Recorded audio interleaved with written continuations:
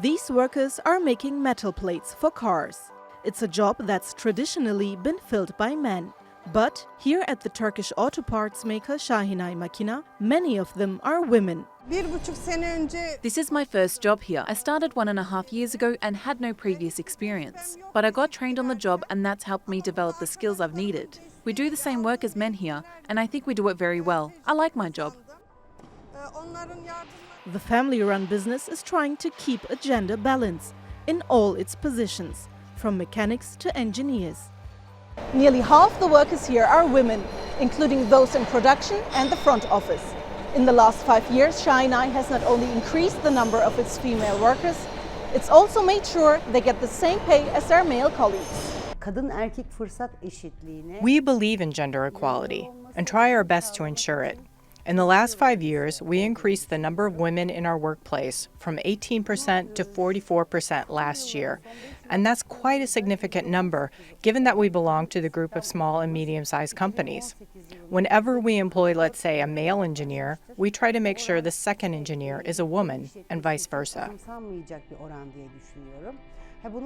Its push for equality has come with higher sales. Last year, Şahinay Makina recorded a 25% rise in full-year revenue. It's been really positive for the company, of course. Compared to men, women are more disciplined and committed. They work more precisely, and that's visible in the quality of our end products.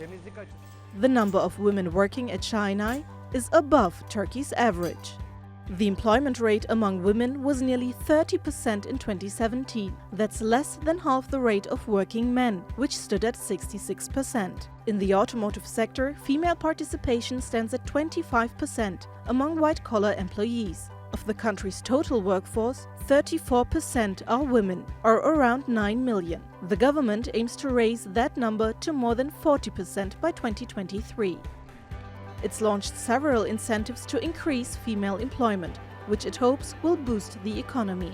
Those initiatives include training more than 200,000 women to start their own businesses and offering more loans to small and medium-sized ventures. I believe that manufacturing companies are heroes because they have to invest a lot.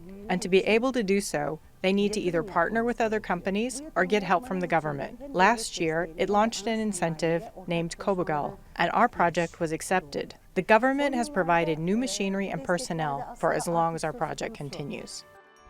The Turkish car industry is worth around $32 billion annually and is one of the country's biggest exporters. Companies like Şahinay hope that by breaking down stereotypes and cultural barriers, they can make more of a contribution to gender equality and ultimately the economy. Sibel Karkus, TRT World. Well, joining me now to discuss women in business is Melek Pulatkonak, who is the founder and curator of the Turkish Women's International Network. Thank you very much for being with us today. You're no stranger to starting up new ventures.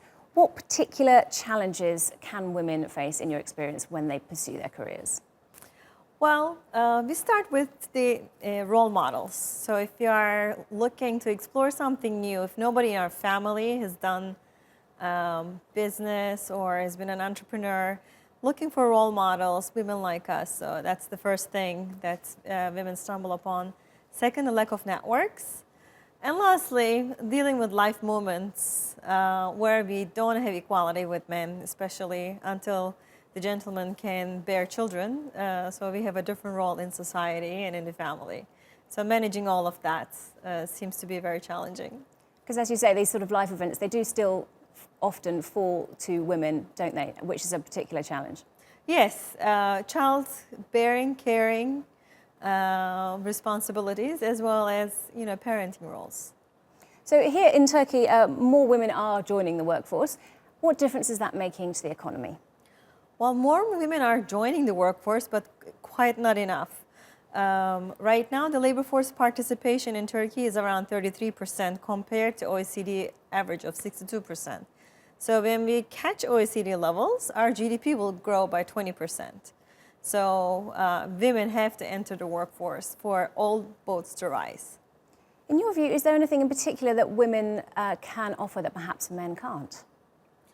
Well, we all know, I think it's proven that our brains work differently.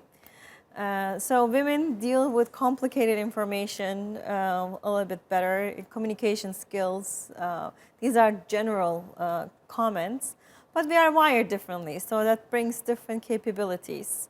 And with the 21st century skills, the emotional intelligence, creativity, communication, those areas where we see women excel. So you are also the founder of the Turkish Women's International Network. How has the government supported you in this initiative? We have taken an innovative approach. We said it's not the time of governments, it's the time of social businesses. So we are tackling the labor force problem as a social business. We are working with individuals who become members of the network, and we work with corporations who want to boost their diversity programs. So we haven't engaged with the government yet, but governments should really support NGOs who are working on capacity building in future of work space, as well as in helping women with childcare support. And you're also working in helping women have access to digital content. What benefits is that bringing? Well, in Turkey specifically, 60% of women have to tell someone in the household and get permission to leave the house. So when somebody is looking for information, whether it's a reskilling question, a career question, being there in the digital space is so valuable, especially for women who don't have role models at home. They are seeking for others. So digital networks bring that digital content. So we all have to speak up and tell our stories. And networking is the second element that the digital space connects us to.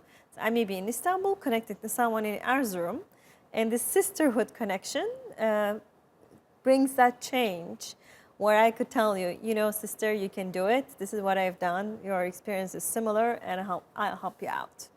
Okay, Melek Pulatkonak, who is from the Turkish Women's International Network, thank you very much indeed for being with us today. Thank you, Robin.